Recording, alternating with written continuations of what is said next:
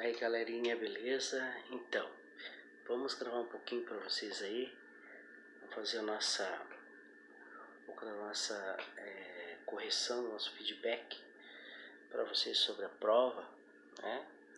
Como é que foram a prova certinho e a importância dela. Uma coisa importante que quero ressaltar a vocês que até quarta-feira o professor deve deixar as notas lá no Unimestre, tá?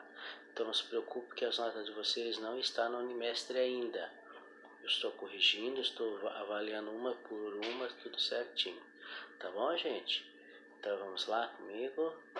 Quero que vocês prestem atenção aqui. Vamos à primeira questão então. Tá ok?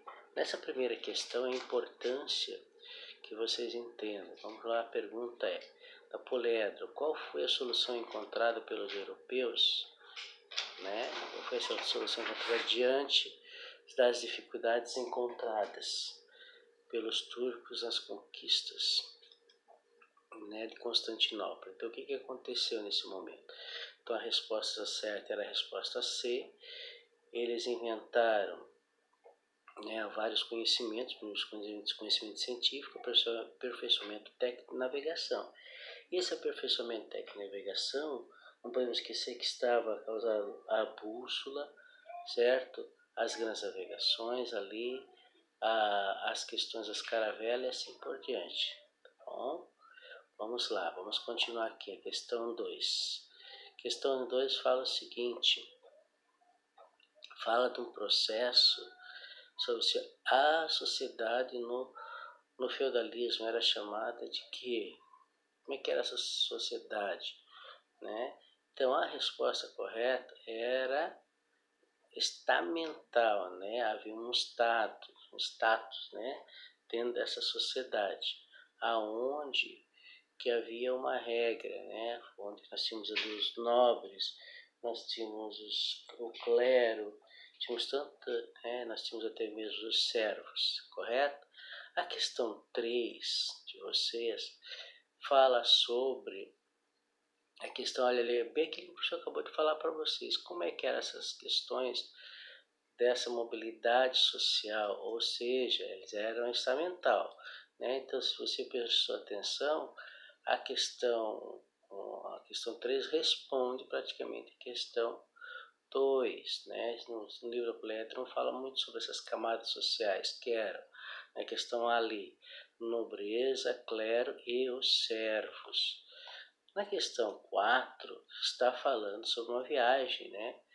E essas viagens, o que ele era? Tem um grande livro que fala sobre essa questão, lá em Portugal, a viagem de Vasco da Gama, e ele foi reescrito por quem? Né? Onde estava escrito essa questão? Estava escrito, né, numa grande literatura poética, Os Lusíadas de Camões, tá bom? A questão 5 fala sobre o final da Idade Média, certo? Esse final da Idade Média, o mundo estava assim em transformações, né? Buscava-se novos conhecimentos, buscava-se novas rotas de comércio, certo? Se conhecia outros lugares. Marco Polo foi um dos grandes incentivador dessa busca, perdão. Então, as expedições de caráter religioso, econômico, militar tiveram muito dessas questões, entendeu? Então, é importante a gente entender todo esse processo. Vamos lá. A questão 6 vai falar sobre o renascimento, quando que ocorre, né? Teve maior grau, teve menor grau, certo? Qual um dos principais, né? Quando a gente fala assim, quantos e quantos artistas nós tivemos importantes, escultores, nós tivemos sim, desde Michelangelo, Rafael Sanches, mas nesse momento eu estou perguntando um apenas, né? Eu estou perguntando os maiores, e nos maiores que está relacionado aqui é o Leonardo da Vinci, ok? Na questão 7, né, aqui nós temos um espaço, nós temos que preencher essa lacuna, E ele está falando do que, afinal de contas? Ele está falando do centro, o homem era o centro de todas as coisas. Então ele era o antropocentrismo. Ele buscava toda essa ideia do antropocentrismo.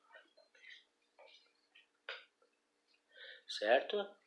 Beleza, gente?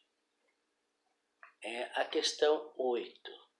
A questão 8 é uma questão que fala sobre o ponto de partida do Renascimento, certo? Que ponto de partida foi esse? Como se deu, né?